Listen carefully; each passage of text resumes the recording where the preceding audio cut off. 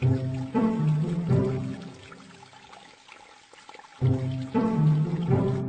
find this a fascinating object. It's a fiber optic cable for a stereo.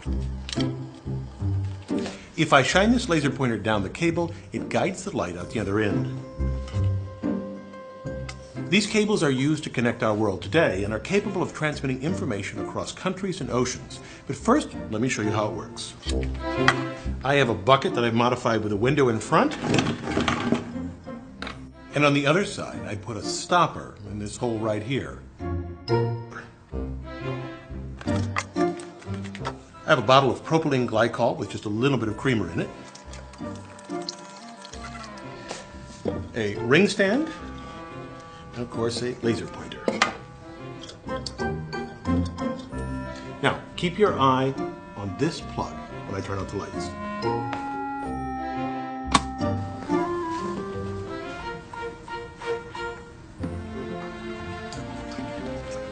That's wonderful. The light follows the liquid flow all the way to the bucket. Amazing. It does this because of total internal reflection. As the light enters the stream, it is reflected as soon as it hits the interface between air and liquid. You can see here the first reflection, and then the second, and the third. This occurs because there's a difference between the index of refraction of the guide material, here propylene glycol, and the outside, air in this case. Recall that any time light strikes a surface, it can either be absorbed by the material, reflected from it, or pass into and through it. The latter we call refraction. It's easier to see from a top view. Reflection and refraction can happen at the same time, but if a light ray hits the surface at an angle greater than the critical angle, it will be completely reflected and not refracted.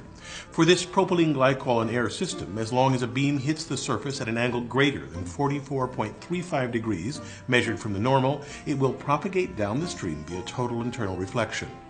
To create this same effect in an optical fiber, engineers create a core of glass, usually pure silicon dioxide, and an outside layer called cladding, which they also typically make from silicon dioxide, but with bits of boron or germanium to decrease its index of refraction. A 1% difference is enough to make a fiber work. To make such a long, thin piece of glass, engineers heat a large glass preform. Its center is the pure core glass and the outside the cladding. They then draw or pull a fiber by winding the melt onto a wheel at speeds up to 1,600 meters per second. Typically, these drawing towers are several stories tall. The height allows the fiber to cool before being wound onto a drum. One of the greatest engineering achievements was the first ocean-spanning fiber optic cable. Called TAT-8, it extended from Tuckerton, New Jersey, following the ocean floor over 3,500 miles until branching out to Whitmouth, England, and Ponmarsh, France. Engineers designed the cable carefully to survive on the ocean floor. At its center lies the core. Less than 1/10 of an inch in diameter, it contains 6 optical fibers wrapped around a central steel wire. They embedded this in an elastomer to cushion the fibers, surrounded it with steel strands, and then sealed it inside a copper cylinder to protect it from water. The final cable was less than 1 inch in diameter, yet it could handle some 40,000 simultaneous phone calls. The essence of how they send information through a fiber optic cable is very simple. I could have a prearranged signal with someone at the other end. Perhaps we'll use Morse code, and I just block the laser so that the person at that end sees flashes that communicate a message. To transmit an analog signal like voice from a phone call along the cable, engineers use pulse code modulation. We take an analog signal and cut it up into sections and then approximate the wave's loudness or amplitude as best we can. We want to make this a digital signal, which means discrete values of loudness and not just any value. For example, I'll use 4 bits, which means I have 16 possible values for the loudness.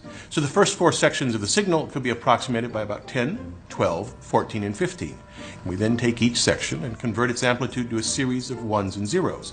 The first bar of value 10, when encoded, becomes 1, 0, 1, 0. We can do this for each section of the curve. Now, instead of looking at the green waveform or even the blue bars, we can think of the signal as a series of 1s and 0s organized by time. And it is that sequence that we send through a fiber optic cable, a flash for a 1 and nothing for a 0. Of course, the exact method of encoding is known at the receiving end, so it is a trivial matter to decipher the message. Now, you may be wondering how a laser pulse can travel nearly 4,000 miles across the ocean. It doesn't without some help because the light will escape from the sides of the fibers. Look back at our propylene stream. Here's how the light attenuates as it travels. You can see here a narrow beam in the bucket that broadens a bit when it enters the stream, and then after the first bounce, the beam leaves even broader than it entered. That's because the interface with the air is uneven and the rays that make up the beam strike at slightly different angles. When that beam makes its second reflection, those individual rays diverge even more until by the time it reaches the third bounce, many of the rays are no longer at the critical angle and can exit from the sides of the stream. Here it happens in a few inches, but in a cable like TAT8, the signal travels a stunning 50 kilometers before it needs to be amplified. Absolutely amazing. I'm Bill Hammack, the Engineer Guy.